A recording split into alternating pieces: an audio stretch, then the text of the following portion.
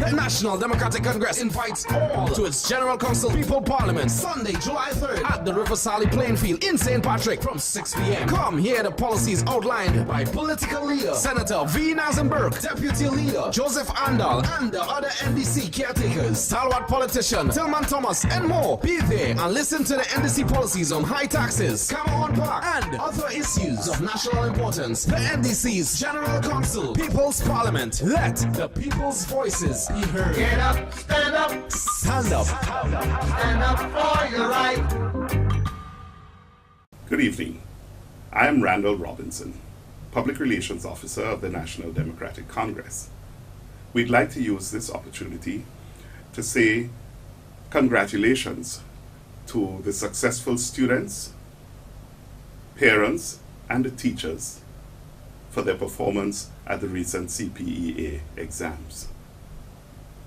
We'd also like to convey our sympathies to the family of Gaddafi Church, who recently lost his life tragically in St. David's in a vehicular accident. And we want to remind all Grenadians to be very mindful of the way they use our roads. Brothers and sisters, don't forget, Wednesday, it's Guav's Fisherman's birthday. We expect all of us to congregate in Guav to celebrate with the community on Wednesday. I'd also like to invite you to our special sitting of the People's Parliament in River Sally on July 3rd, beginning at 6 p.m. The National Democratic Congress invites all to its General Council People Parliament Sunday, July 3rd at the River Sally playing field in St. Patrick from 6 p.m. Come hear the policies outlined by political leader Senator V. Nazem Burke, Deputy Leader Joseph Andal, and the other NDC caretakers, stalwart politician Tillman Thomas, and more. Be there and listen to the NDC policies on high taxes, Cameron Park, and other issues of national importance. The NDC's General Council People's Parliament. Let the people's voices be heard. Get up, stand up, Stand up. stand up for your right.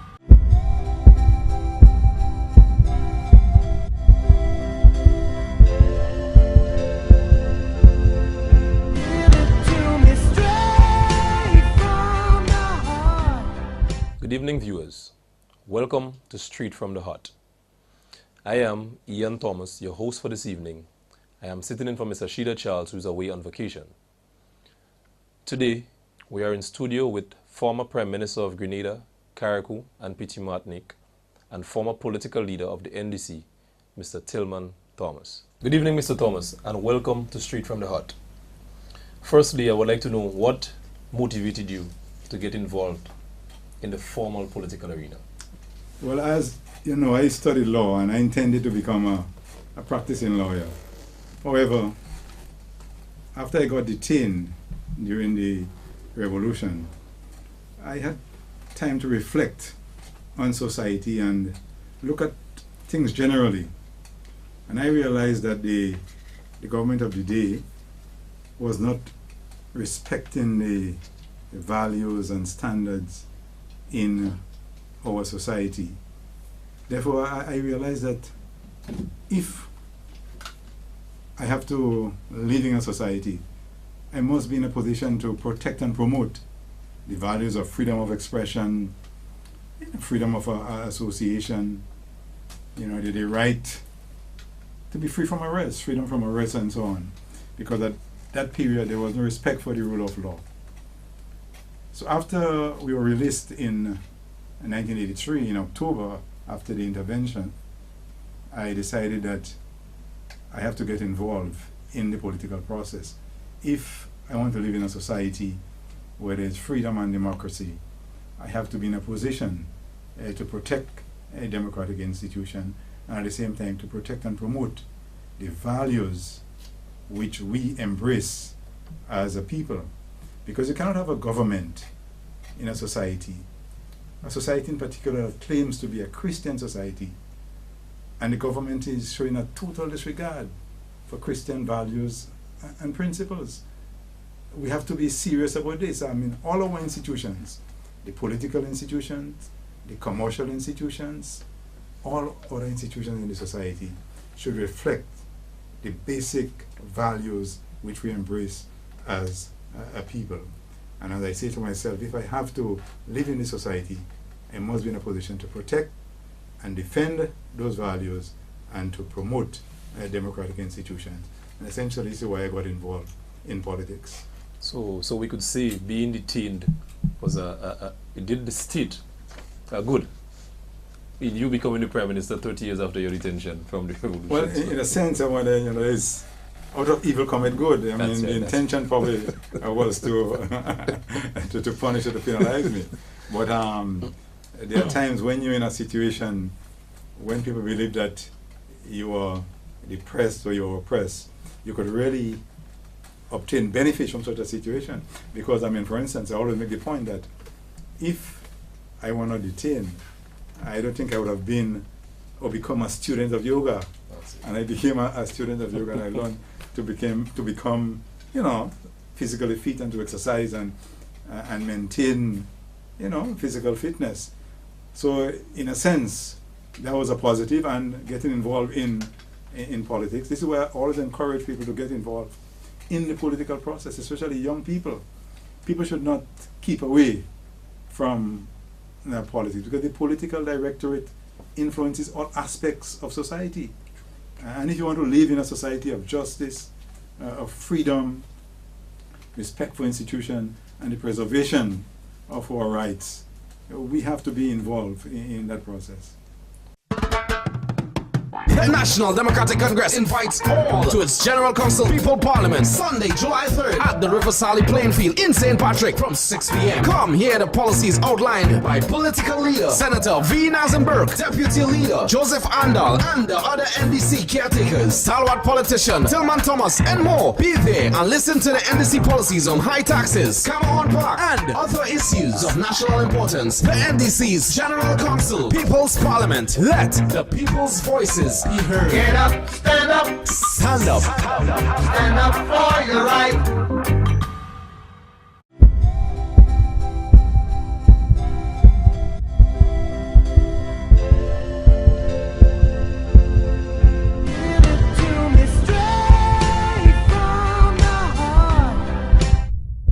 How different is the current political environment from the time of your entrance into the life of politics? Well, the world has changed. The society has changed over the period. Basically, politics remain a contest between opposing forces to control the state and machinery. However, I've seen some changes, in particular, the changes of the polarization of political parties. Initially, there wasn't that rigid polarization of political parties. People could support different political parties and live in a community together as neighbors and friends. But today it gets to the point where people are really defining, according to your political association. And that is not the best thing for our society. It is something I really never promoted. I really believe in the democratic process. I believe a party has a right to educate and inform its people, and the resources of the state should be used for the benefit of all, not those who support a particular political party. But today, what we are seeing is that if you are not part of the administration of the day, you have been sidelined, you've been victimized, and that is not the best thing for our society. Do you believe the polarization of which you just spoke, would you think that would further deteriorate our society? And is there any way that we could try to kind of stop it before it gets any worse? I believe it could be stopped over a period, gradually, through the process of education and understanding what politics is all about. You see, some politicians get involved in politics because they want power, they want to manipulate the resources of the country, but politics is about governance. It's about governing the country for the benefit of all. And one shouldn't create any clique or any particular group, to hold them to and to exploit the resources of the state for those who support you. So I believe education is key in the process, and understanding what politics is all about and what politicians are there for. Politicians are trustees of the state. Politicians are not there to to maneuver and to manipulate the resources of the country for their friends and those they believe supporting them. You are there as a trustee, and you have to maintain that position as a trustee for the benefit of the beneficiaries, who are the people of the country. Therefore, whatever you're doing should be transparent, should be open, and should come in for scrutiny by all sections of the society. So again, I think it is a matter we need to work on, in particular education. The schools should be talking about it. The churches should be talking about it. All groups in society should be talking about the importance of politics and how it ought to be. It should not be what is happening in Grenada today. You know, we need politicians who are committed to Grenada, who respect the patrimony of the country, who respect the assets of the country, and who are going to act on behalf of the people and not for any particular group or organization. As you said, education, your point, education stood out as you spoke. Excuse me. You think educating the masses as to who are the employers and who are the employees when it comes to governance of the state, do you think your organization, or the organization which you headed in the past, you think they would take the responsibility to educate the population as to the employers, employees of the state? Well, we have always tried to educate our people in the National Democratic Congress. As you know, we have championed the whole concept of good governance, transparency, accountability, respect for institutions. All this is part of the process of educating our people. And it is something we need to do in a more structured way. People look at the whole political aspect of life that has not been taken seriously enough. People become members of churches, and they pay the tithes, and they build the institutions, and they work for it. People become members of other organizations. But when people become members of a political party, generally they don't want to make the sacrifice. They see it as a side thing. I do whatever I have to do, and then I come back and make a contribution to the political sector. But we need to give priority to the politics and to educate our people as to the meaning of governance and why we have government. Government is there to look after the interests of the people, of the community, not to exploit, to manipulate, and to do things for personal favors. The National Democratic Congress invites all to its General Council People Parliament Sunday, July 3rd at the River Sally playing field in St. Patrick from 6 p.m. Come hear the policies outlined by political leader Senator V. Nazenberg, Deputy Leader Joseph Andal, and the other NDC caretakers, stalwart politician Tillman Thomas, and more. Be there and listen to the NDC policies on high taxes, Cameron Park, and other issues of national importance. The NDC's General Council People's Parliament. Let the people's voices be heard. Get up, stand up, Stand up. stand up for your right.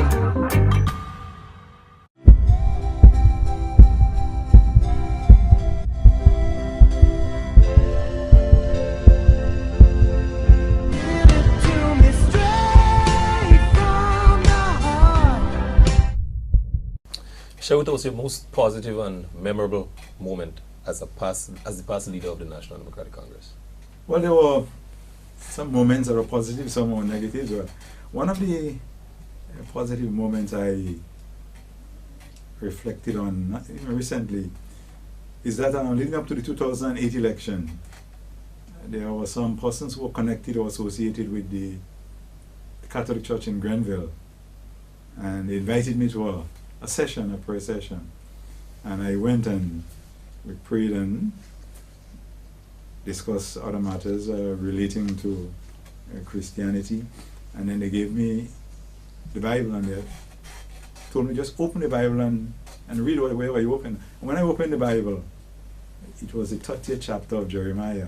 I always remember that, and the essence of the chapter is liberating the land. So I know that we have to liberate Grenada, notwithstanding what people may think.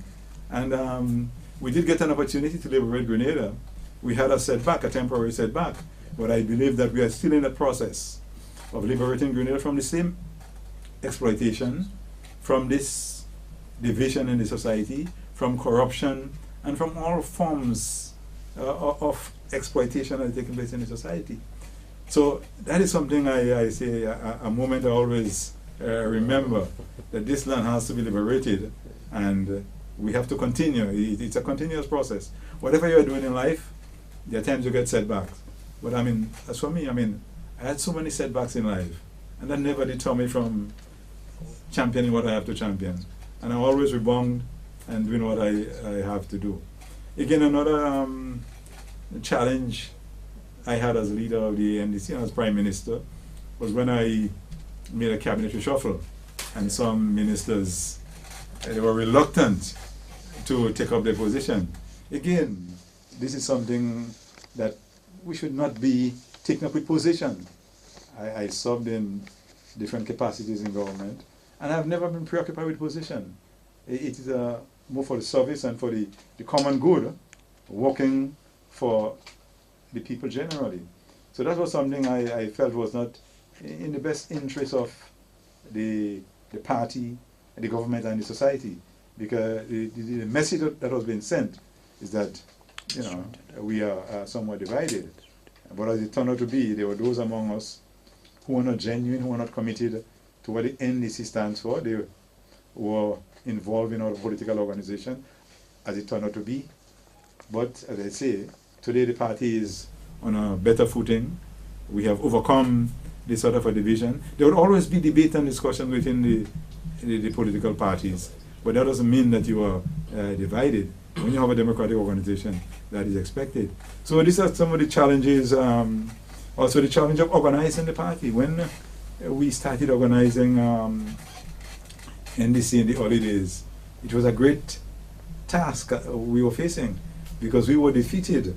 We were coming out of a situation where we had lost all the seats in Parliament too. And we started to go out in the villages and the communities to build that organization. And by 2003, we almost won the election. Yeah. So it was a challenge, but it was one that we saw some rewards.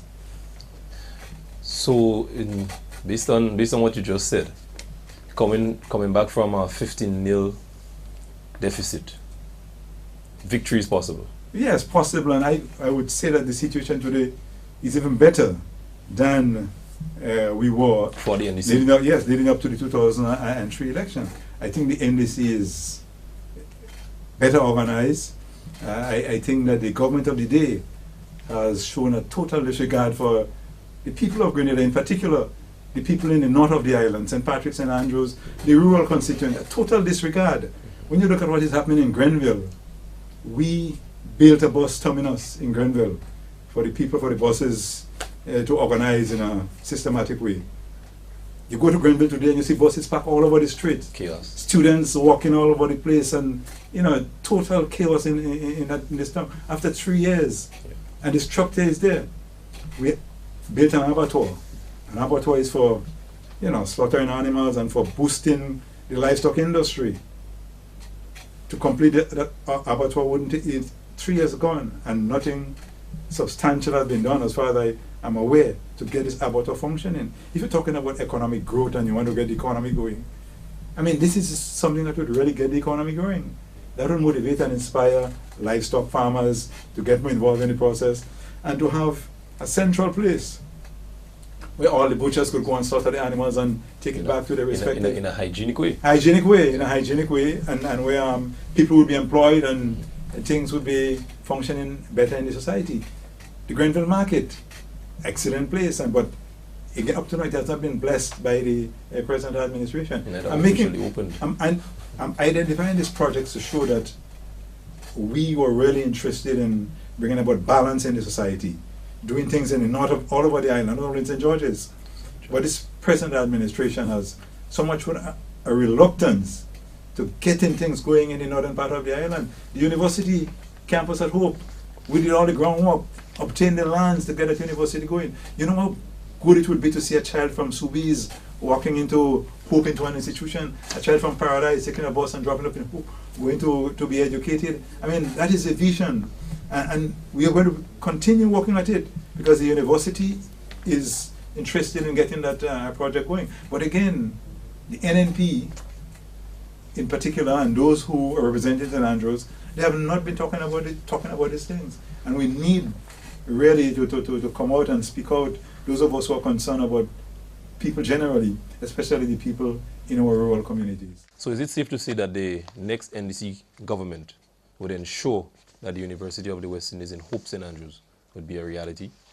Well, that's a question for the political leader of the party to answer. However, I will continue championing that cause and other causes for the development of the northern part of the island.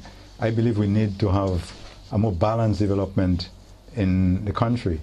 This is why when we got into office, we moved swiftly to get the Grenville market going, to get the abattoir being constructed, and to get the bus terminal in Grenville going. Up to today, the bus terminus is not functional, and Grenville is a disorganized town.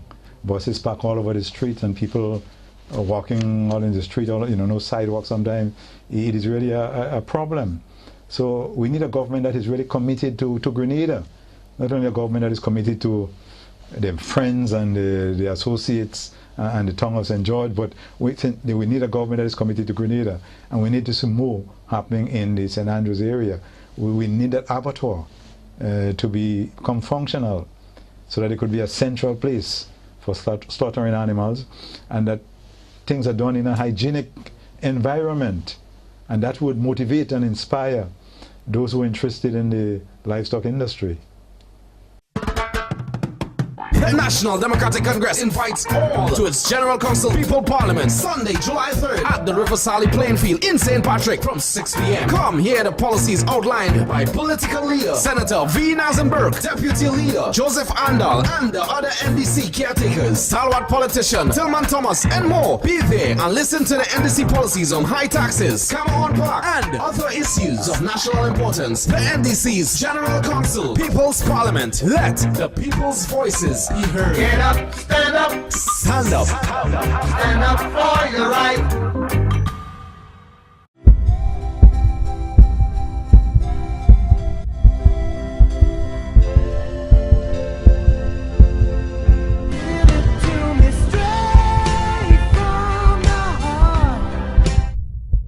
What impact has the NDC had in shaping the changing political landscape of the country? The NDC had a tremendous impact on the political landscape in Grenada.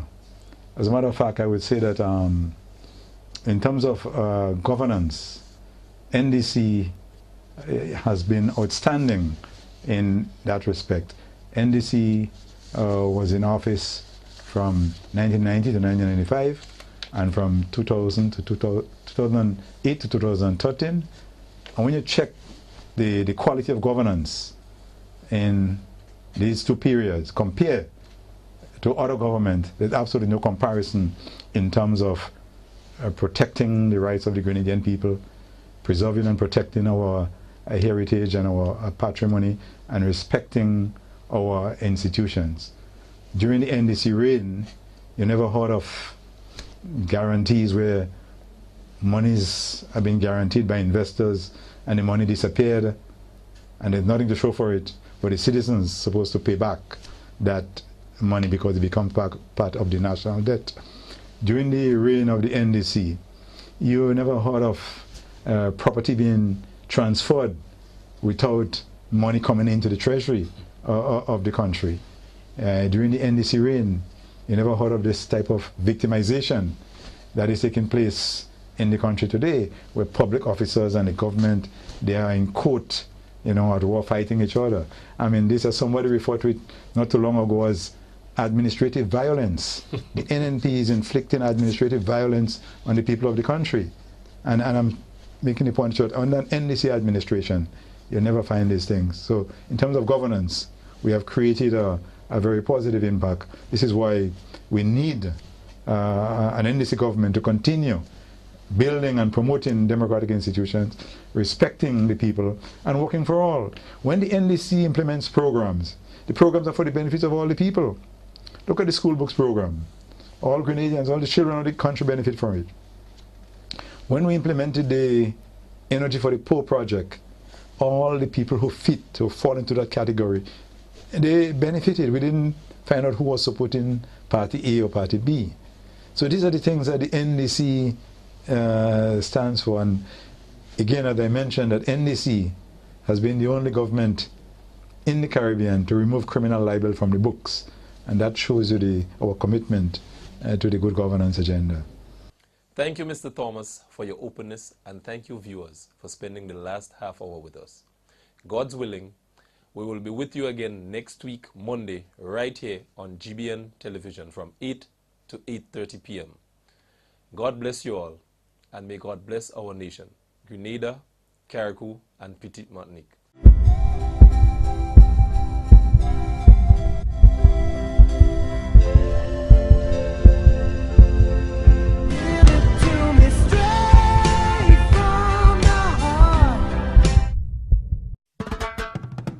The National Democratic Congress invites all to its General Council People Parliament Sunday, July 3rd at the River Sally playing field in St. Patrick from 6 p.m. Come hear the policies outlined by political leader Senator V. Nazenberg, Deputy Leader Joseph Andal, and the other NDC caretakers, stalwart politician Tillman Thomas, and more. Be there and listen to the NDC policies on high taxes, Cameron Park, and other issues of national importance. The NDC's General Council People's Parliament. Let the people's voices be heard. Get up, stand up, Stand up. stand up for your right.